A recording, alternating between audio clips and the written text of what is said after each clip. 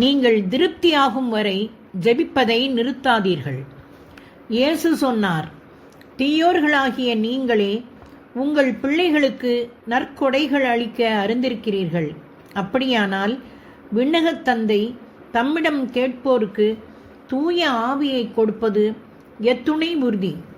லூக்கா எழுதிய நற்செய்தி 11வது அதிகாரத்தில் இறைத்திருவசனம் 13. இந்த வார்த்தைகள் வானமும் பூமியும் ஒழிந்து போகும், ஆனால் என் வார்த்தைகளோ ஒருபோதும் ஒழியாது என்று சொன்னவருடைய வார்த்தைகள். எனவே நாம் இந்த வாக்குறுதியிலே நம் மனதை செலுத்தி ஜெபிப்போம். அநேகர் எவ்வளவு நேரம் ஜெபிப்பது என்று என்னிடத்தில் கேட்கின்றனர். நீங்கள் திருப்தியாகும் வரை ஜெபிப்பதை நிறுத்தாதீர்கள். உன்னதத்திலிருந்து வரும் வல்லமையால் ஆட்கொள்ளப்படும் வரை ஜெபத்திலே தரித்திருங்கள்.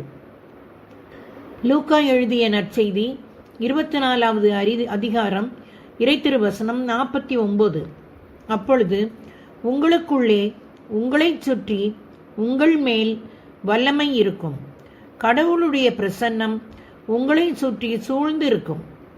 மரியாவின் அனுபவத்தைப் போல நீங்கள் சாதாரணமாக மற்ற மக்களிடம் பேசும்போது அவர்கள் கடவுளின் வல்லமையால் நிரப்பப்படும் வரை ஜெபியுங்கள். லூக்கா எழுதிய நற்செய்தி 1வது அதிகாரம் இறைத்திருவசனம் 41. அவருடைய பிரசன்னத்தால் நீங்கள் நிரம்பி ததும்பி வழியுமாறு மட்டுமல்ல, நீங்கள் பயன்படுத்துகிற பொருட்களும் கடவுளின் பிரசன்னத்தால் நிரம்பி ததும்பி வழியும் வரை ஜெபியுங்கள்.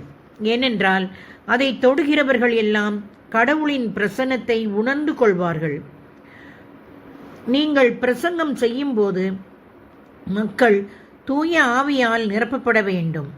அது நடக்கும் வரை ஜெபியுங்கள். உங்களோடு தொடர்புடைய மக்கள் கடவுளின் வல்லமையை சந்திக்க வேண்டும். அதுவரை ஜெபியுங்கள். பழையவைகள் உங்களை விட்டு கடந்து போக வேண்டும். மறுபடியும் உங்கள் வாழ்விலே காலடி எடுத்து வைக்கக்கூடாது. அதுவரை ஜெபியுங்கள். உங்களிலே இருக்கிற வறண்ட பாழ் நிலம் செழிப்பான தோட்டம் ஆகும் வரை ஜெபியுங்கள்.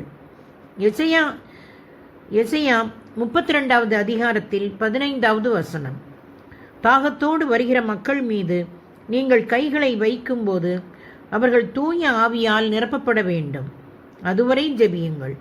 நீங்கள் தூய ஆவியால் ஆட்கொள்ளப்பட்டு ஒரு வார்த்தை பேசினால் சாத்தானுடைய நுகத்தடி உடைபட வேண்டும். அதுவரை ஜெபியுங்கள். இயேசு லூக்கா எழுதிய நற்செய்தி 11வது அதிகாரத்தில் 5-13 சொல்கிறார், தொடர்ந்து ஜெபிக்க வேண்டும் என்று. அவர் தம் நண்பர் என்பதற்காக எழுந்து கொடுக்காவிட்டாலும் அவரது தொல்லையின் பொருட்டானது எழுந்து அவருக்கு தேவையானதை கொடுப்பார் என நான் உங்களுக்கு சொல்கிறேன். இயேசு இந்த ஓமையை கூறி முடிக்கும்போது, அப்படியானால் விண்ணகத்தந்தை தம்மிடம் கேட்போருக்கு தூய ஆவியை கொடுப்பது எத்துணை உறுதி என்று கூறுகிறார். தூய ஆவியில் நிறைந்த தொடக்க அனுபவம் ஒவ்வொருவருக்கும் வித்தியாசமானதாக இருக்கும். சில அனுபவங்கள் வல்லமையானவை, சில கனிவானவை, சில லேசானவை. நம் தொடக்க அனுபவம் எப்படி இருந்தாலும் தூய ஆவியோடு உள்ள உறவில் வளர்வதுதான் மிக முக்கியம். தொடர்வோமா நண்பர்களே?